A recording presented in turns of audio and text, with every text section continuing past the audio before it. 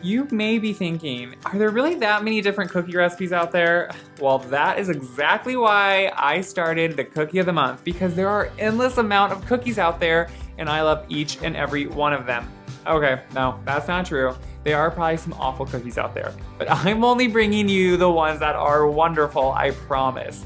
And these crunchy peanut cookies are everything that I promise because they are so delicious.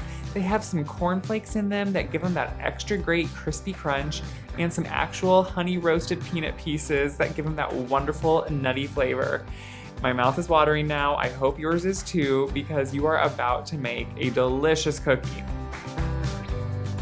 To start, you just want to cream your butter. Sometimes I like to cream the butter first by itself a little bit to make sure it's the right consistency.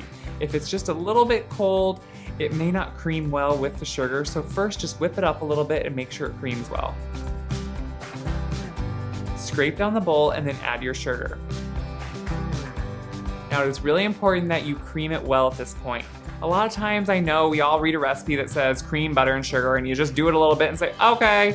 But it actually completely changes not only the outcome, texture, and consistency of the cookie, but it makes a huge difference to actually cream it for about 3 minutes. That really starts to dissolve the sugar into the butter and makes a completely different cookie. So hang tight, have patience, sing a couple songs, and make sure to cream well. Once your sugars and butter are creamed, you can add your eggs. Now I like to do this one at a time, that way they just incorporate really evenly and you make sure that they're completely incorporated before you add the next one. So I just break them into a bowl and then add them one by one with the mixer running. Once the eggs are mixed in, you can add your vanilla. Vanilla is so important, and for me it really does make a difference to use pure vanilla extract. I know I say these things and it sounds like, okay, that sounds a little pretentious, and I know it sounds like that, but I promise you it isn't. It is such a much better quality vanilla and you get a great clean flavor. Sometimes the imitation stuff almost gives a tinny or off flavor in your baked goods, and nobody wants that. After you've added your vanilla in a separate bowl, and I just use a colander to sift together my ingredients, just measure out your flour, your baking soda, your baking powder, a little bit of salt, and then sift that right into the bowl. Next, just add that dry mixture right to your creamed butter and sugar mixture. Mix that together until it's just combined, and then you can add in some really unique ingredients. Add in your oatmeal, then the cornflakes, and then finally the peanuts. I am using honey roasted peanuts. You don't have to use honey roasted. If you have regular peanuts, just use up what you have. But I really love the extra wonderful flavor that the honey roasted add to this cookie. But you can use whatever peanut you want to use. I just give them a few pulses in a little food processor just to chop them up. You don't want to make them into a meal or a flour. Just chop them up into nice little pieces. Finally, you can just add all those chopped peanuts right to the cookie mixture. Mix that all together. It will become kind of dry just because of all these ingredients you're adding here at the end, and then you can just scoop it out onto parchment lined baking sheets. A cookie scoop always makes quick work, or what a lot of people call ice cream scoops, but really, who scoops that small of ice cream scoops? I'm not eating that little amount of ice cream, but it's perfect for cookies.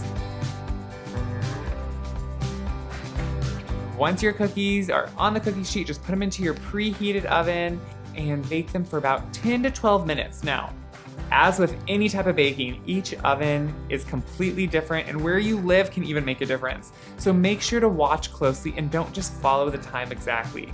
You want the edges to be slightly golden brown, the cookies to be puffed and domed, and then you want to make sure to take them out and let them cool on the cookie pan because they're going to finish baking on there for about 5 minutes.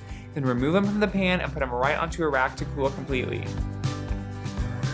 These cookies are so delicious. They're slightly chewy in the middle, crispy on the edges, and they have an amazing crunch from not only the peanuts, but the cornflakes, which, if you think it sounds gross to put cornflakes in them, once they're baked and put together, you have no idea that's what you're eating. It just really adds a great crispy crunch and texture to these cookies. I can't wait for you guys to try one of my favorites, and I think it will soon be yours too. If you agree and like this video, make sure to click like below.